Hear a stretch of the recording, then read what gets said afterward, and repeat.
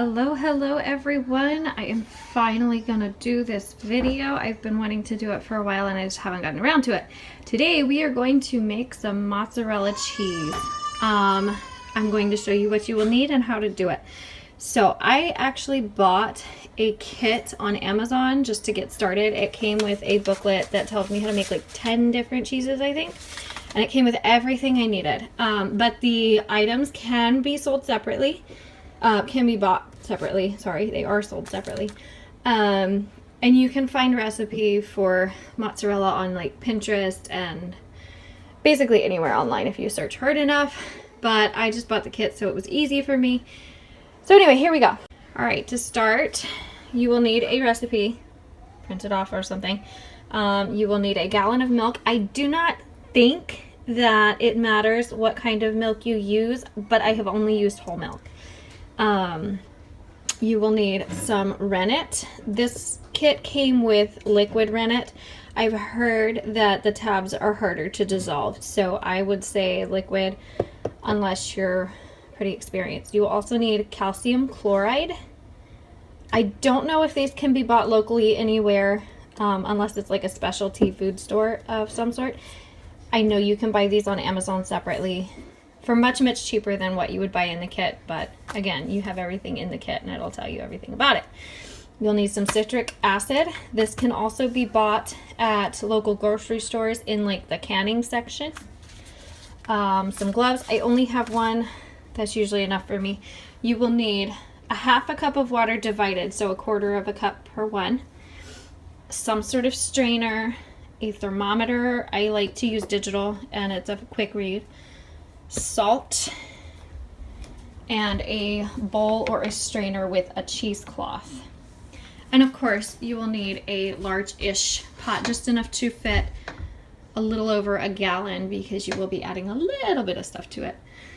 So one quick tip, I did pre-dilute the calcium chloride and the rennet, but I left the measuring spoons in it because they both go in clear. It wouldn't look like the rennet would. It looks like it would color it a little bit, but it doesn't. It goes in clear. So I left the measuring spoons in there so that I know which is which. Even though my measuring cups are different, it's still hard to remember which one's which. So there's a quick tip for you guys. Right, I forgot to mention you will also need a microwave for like the last part of the process. So you're going to start by pouring your entire gallon of milk into the pot. And you got to make sure your pot is clean and sterile before you start, obviously. Kind of a given though.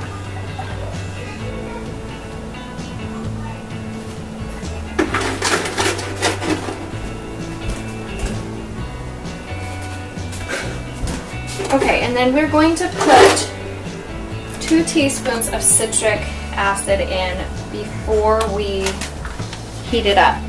It also says that you can use some lipus, I think that's how you pronounce it, powder.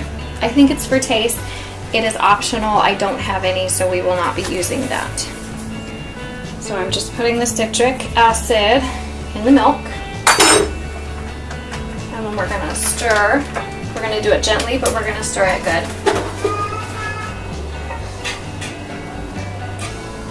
And then we're going to start heating it. Okay. And you're going to turn your stove on to medium heat. And you're going to heat it to 88 degrees to start. I have done this before, but I don't do it super frequently, so I don't always remember the directions. It is also recommended to have a wooden spoon, but I'm not finding mine, so I'm going to use a silicone spatula. I apologize for the clutter. We are in the process of moving, so my counter will be pretty cluttered. I'm going to try to zoom in a little bit on the pot so you can see what's going on. I'm going to take the temperature, and again, we want to reach 88 degrees, so we should be pretty close. Or not. We're at 50 something. I don't know if you guys can see that very well. It looks like we're Wow, really cold. I was expecting much warmer than that. Alright, so we're going to give it a bit, but you want to constantly take the temperature because it does end up heating up pretty fast, usually. So keep an eye on it, don't leave it. Alright, you can already see the citric acid is starting to work on the milk. So we are going to take a temperature really fast. Sorry about the sound of the tripod. We're going to take a temperature and see where we're at. We should be getting really close.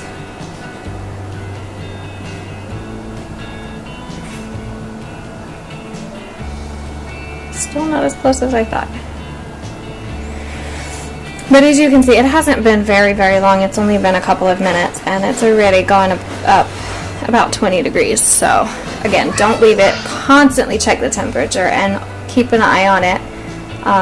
You can start to see, like as you can see now, that it'll start to separate, and that's when you kind of know. I am going to turn off the heat once it reaches about 85, just because it'll work up a couple of degrees pretty quickly.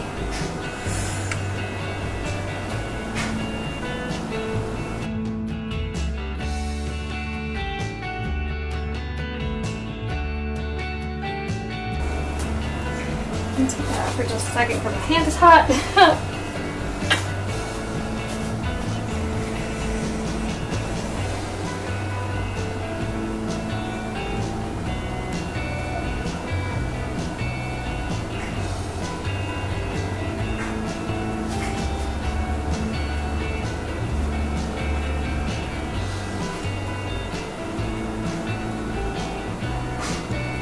Alright, so as you can see, it has reached 85. I am going to turn the heat off and we're going to watch it still because it's moving up pretty fast.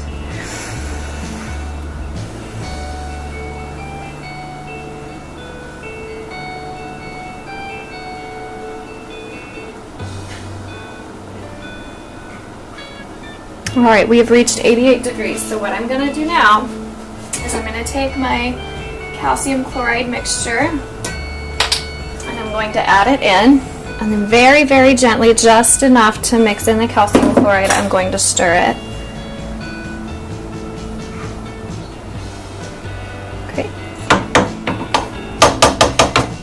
And then we're going to add the liquid rennet, diluted rennet. And we're going to turn the burner back on. Again, to about medium heat.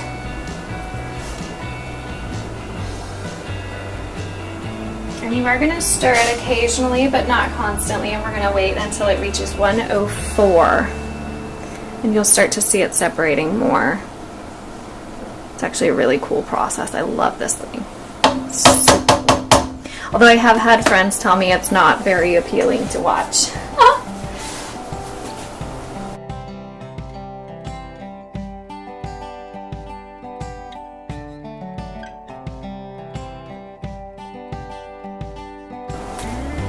We're going to take a temperature really fast just to see where we're at.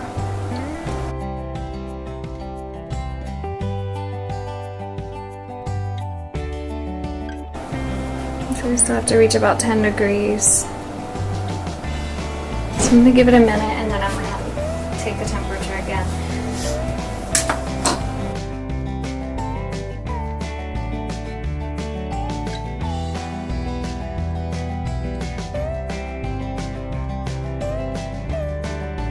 I don't know if you can see it. You see it starting to separate there? Right there. You can see the whey and the curds coming up. It's pretty cool. I think it's pretty cool.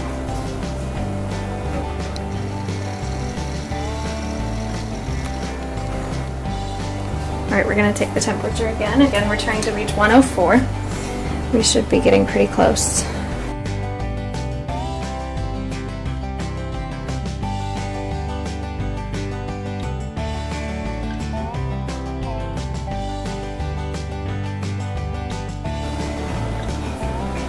We're going to stir it up a little bit. And as you can see, it is getting curdled and it is separating. Starting to be able to see the whey versus the curds, which is pretty cool to me. I don't know why. I think it's pretty awesome. And we're gonna get temperature again.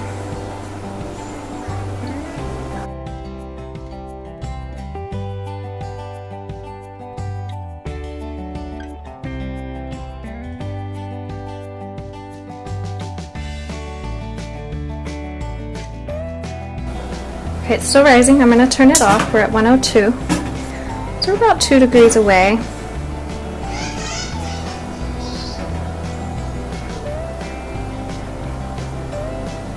There we go, 104.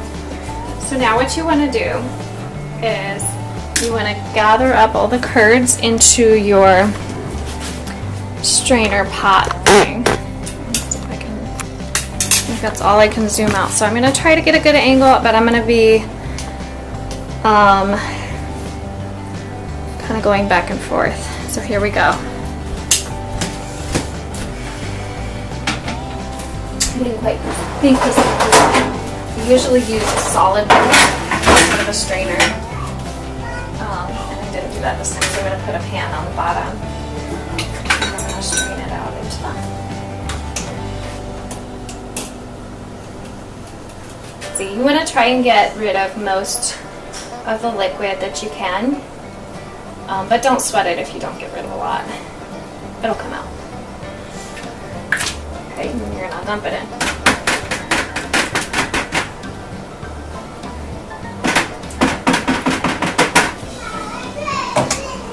And you can use both, basically any type of strainer to do this. I just chose this one because I feel like it's a little faster. But I think maybe as long as the slots aren't too big, you could even use a slotted spoon, as long as it'll hold the curds.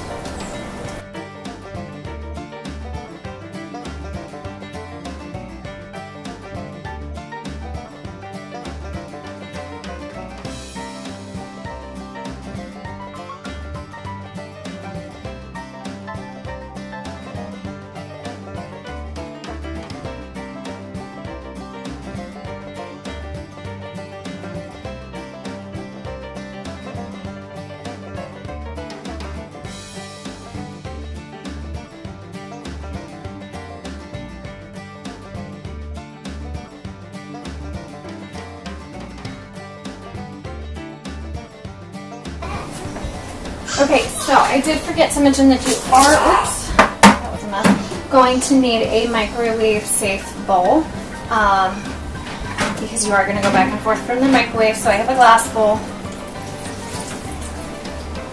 I am just trying to squeeze out as much of the water, I should probably do this where you can see it, as I can.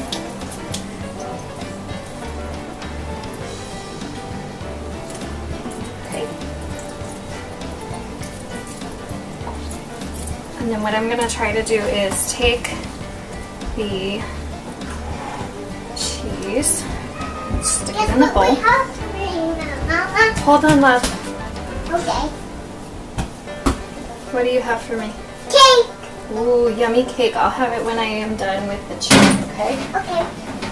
Right. Guys, I can't have you in the kitchen. I gotta run back and forth from the sink to the microwave.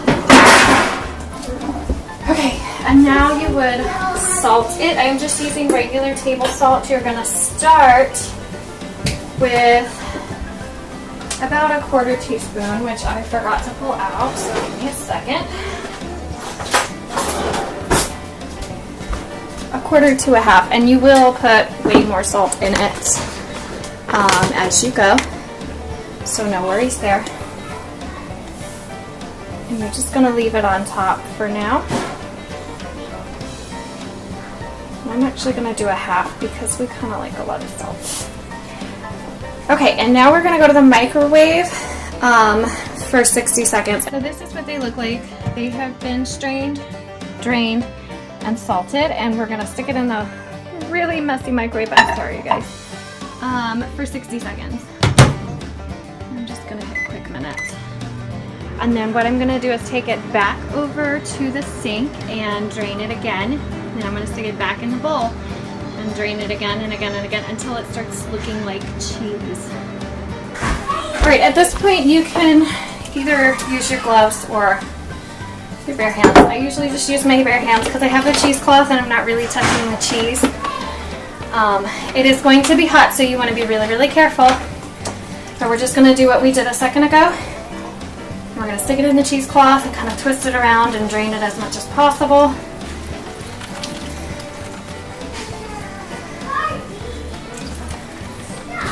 Ow, that was hot. And if it's too hot to touch, you can stick it at the bottom of your strainer and just kind of push. Okay. And no worries if you don't get all the liquid out, it's not a huge big deal. I'm going to kind of scrape this a little. I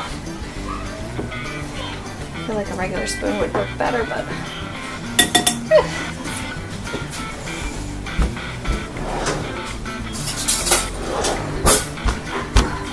and this is why gloves would be okay. But honestly, if your hands are washed and you're not making this for someone, you could always just use your hands if you wanted to. Okay.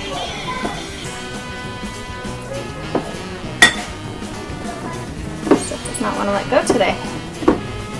Usually doesn't stick this badly.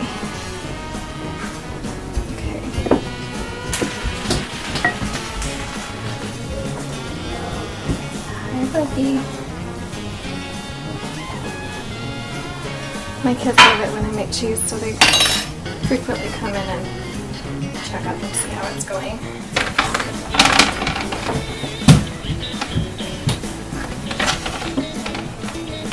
I feel like our cheesecloth got thinner.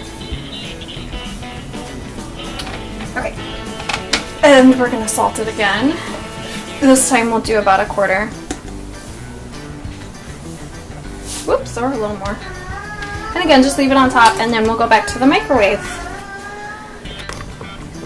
Okay, so for some reason it did not record the last couple of minutes, so I apologize for that. I did put it in the microwave one last time. My tripod is seizing up. And I drained it again in the drainer with the cheesecloth. Now it is really stretchy and I am just kind of kneading it with my spoon. Basically, once you come to the point where there's like less than a teaspoon of liquid, you're where you need to be. So at this point, it is just kind of working it until you get the desired texture, and then you can salt it and shape it. And I will be showing you guys in just a second. You do have a couple of options at this point. You can leave it in a ball as is, or you can shape it. My kids like it in stick form. I'm not very good at that. So we're going to do balls and they're going to get over it. When you shape it, you do want to have like a salt brine thing ready, which I don't, but as you can see, I'm just pulling and balling. And you see it's really stretchy and yummy. It looks like cheese. It's super yummy. I forgot to taste it to see if it was salty enough. No, we're going to add more salt. At this point, you would salt it however salty you want. That should be enough for my family. Oh, that is hot. And if it's still too hot, you can go back to the spoon. And yeah, just shape it, and then you can do a brine bath to keep its shape. You can add flavoring to it, like seasonings and stuff. The brine bath is, I want to say, 4 tablespoons of salt to a couple of cups of water. Hold on, I'm going to read it for you. It is 4 cups of water to 1 tablespoon of salt. Sorry about that. And that'll help it hold its shape, which I don't have prepared right now. So there you go, there's a ball. But yeah, so at this point it's literally just pulling, shaping, and eating. Super easy, super quick, super yummy. And I made this for my husband and he couldn't tell the difference. The only difference that I have found between this and store-bought mozzarella is You cannot shred it up and melt it. It tastes good on a pizza, but it doesn't melt, which I was actually shocked about. I was not expecting it to not melt, to be honest with you. I had never worked with fresh mozzarella before. I'd always just bought the store-bought, so when it didn't melt, I thought I did something wrong, but apparently real fresh mozzarella does not melt. Kind of makes you wonder what they put in the real stuff, in the store-bought stuff to make it melt. But yeah, so that's the only difference that we have found. Other than that, the taste is literally the same, sometimes better. So there you have it. That is homemade mozzarella cheese, just like that. Alright, so this is my mozzarella balls. I have made my brine bath. Again, it's just 4 cups of cold water mixed with 1 tablespoon of table salt, and I'm just sticking them in, and this is just so that they stay round and they don't go flat or something. So once you get it in the salt bath, you're going to want to let it to cool for about between 10 and 30 minutes. I think it's personal preference. I think you can actually store it in the bath, like especially if you season it, because I know I've seen them at the store like that. I've just never done it. So but the instructions that I received said to cool it in the water for about 10 minutes, and then it will hold its shape. So yeah, that is homemade mozzarella. I hope you enjoyed it, and until next time, bye guys. A ball. Oh. I turned it into a cheese stick. You like it? Yep. How about you? You like it? I like it. Goodness, I like it. love the lunch muff. Yummy cheese.